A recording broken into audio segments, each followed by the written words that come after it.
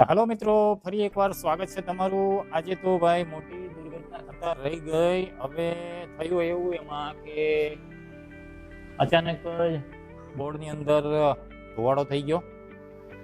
તો સારું હતું કે હું ઉપરથી નીચે આવ્યો તો ખબર પડી, નકર ઉપરની એસીમાં ને બેસીમાં બધે ભડાકો થઈ જાય। ધન્યવાદ। તો તમે જોઈ શકો છો, આજે આપણે આ કામ જે ચાલુ કરવાનું હતું બંગલોઝનું, એ બધું બંગલોઝનું વર્ક આપણું ચાલુ હતું। અહીંયા આપણે આ બધું કટિંગ બટિંગ બધું થઈ ગયું છે। આની ફ્રેમો બધું જોડાઈ ગયું છે। તો મને એવું લાગ્યું કે મેં ઉપર જઈને ઘડીક બેઠું, ઉપર ગયો, દરવાજો બંધ કર્યો, એમાં તો થોડીક વાર થઈ તો આની હાલત આવી થઈ ગઈ। જો આખે આખું બોર્ડ બાળી નાખ્યું। सब क्या देखना पड़ रहा है। अच्छा है मैं अंधा हूं। તો મિત્રો, હવે અત્યારે આપણે નવું ફિટિંગ કરાવી દીધું છે અને અહીંથી ડાયરેક્ટ હવે એમસીબી માંથી એસી ચાલુ કરાવી દેશું અને હવે એક એલોજન નખવી દઈએ તો આપણી ફેક્ટરીમાં આગળ ફૂલ ઉજાસ થઈ જાય। તમે જોઈ શકો છો, હું આગળ બતાવું તમને।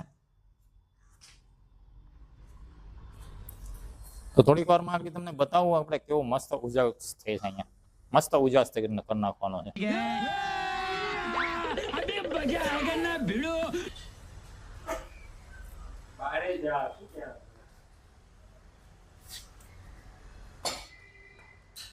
તો ફાઇનલી મિત્રો, આપણે આ બોર્ડ લગાડી દીધું છે। આયા નવો એસી નો વાયર નાખી દીધો છે આરામ હારો એક। હવે આને પછી ઘોડો લાવીને વ્યવસ્થિત બાંધવાનો છે અને એક એલોજન નાખી દીધો છે અહીંયા।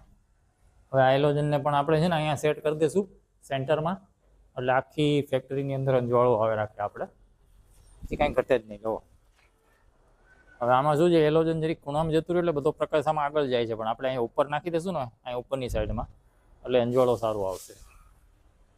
તો આ રીતનો આજે કુછ દાવ થઈ ગયો હતો।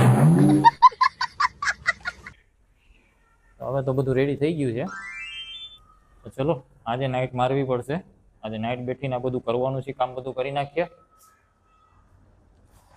તો મિત્રો, મળીએ આપણે બીજા બ્લોગમાં। જે હવે કામ બાકી છે એ હવે અત્યારે કાંઈ થયું નથી, કમસે કમ 2.5-3 કલાક બગડી ગઈ છે, કેમ કે ઇલેક્ટ્રિશિયન ભાઈ આવે, કામ કરે અને આ બધું કામ કરીએ પછી બધું થાય એવું હતું। તો હવે ફાઇનલી આપણું આટલું તો થઈ ગયું છે બધું। તો હવે આપણે આના શટર જે બનાવવાના છે, શટરને બધું બનાવી નાખીએ અને ગ્રીલ બનાવવાની છે અહીંની, તો આપણે ગ્રીલ પણ બનાવી નાખીએ આની, અને આ ઓપનેબલ શટર છે બસ, એટલે આપણા ગ્લાસના માપ નીકળી જાય। તો મળીએ દોસ્તો આપણે બીજા બ્લોગમાં। જય હિન્દ, જય ભારત, અને મારી ચેનલને લાઇક, શેર અને સબસ્ક્રાઈબ જરૂર કરી રાખજો। અને આવી રીતે વિડીયો બનાવવામાં અમને પણ થોડુંક એમ લાગે કે નહીં ભાઈ, માણસો જોવે છે। તો જય માતાજી બધાને।